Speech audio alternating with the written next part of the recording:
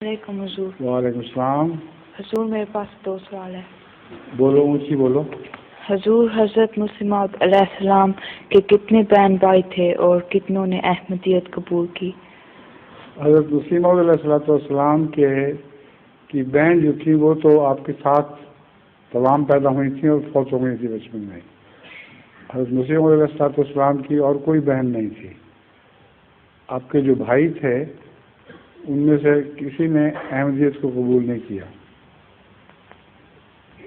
دل میں کیا ہوگا مگر ظاہری طور پر نہیں کیا، اور جو چچا زاد بھائی تھے وہ تو بڑے سخت دشمن اور منافق اور مقابلہ کرنے والے تھے۔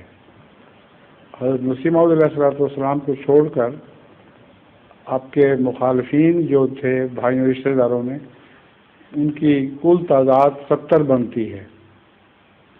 حضرت مسیح موعود علیہ السلام کو الہام ہوا کہ ینقطع من آبائک ویبدأ منک، کہ تیرے آبا کی نسل کاٹی جائے گی اور تجھ سے نسل شروع کی جائے گی۔ اس کی تشریح حضرت مسیح موعود علیہ السلام نے یہ فرمائی کہ جتنے دوسرے شریک ہیں ان کو اگر توفیق ملے احمدیت کی تو میری روحانی نسل میں شامل ہو جائیں گے اور ان کی نسل چل پڑے گی، اگر نہیں ہوگی تو وہ نسل کاٹی جائے گی۔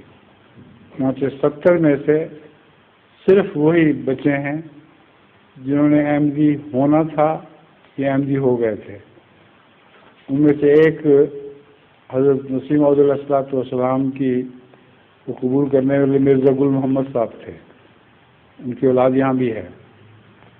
وہ اس وقت تو احمدی نہیں ہوئے تھے، لیکن ان کے ابا نظام دین مرزا نظام دین کی جو اولاد ہوئی ان کا میں سے ایک کا نام بڑے کا نام گل محمد تھا۔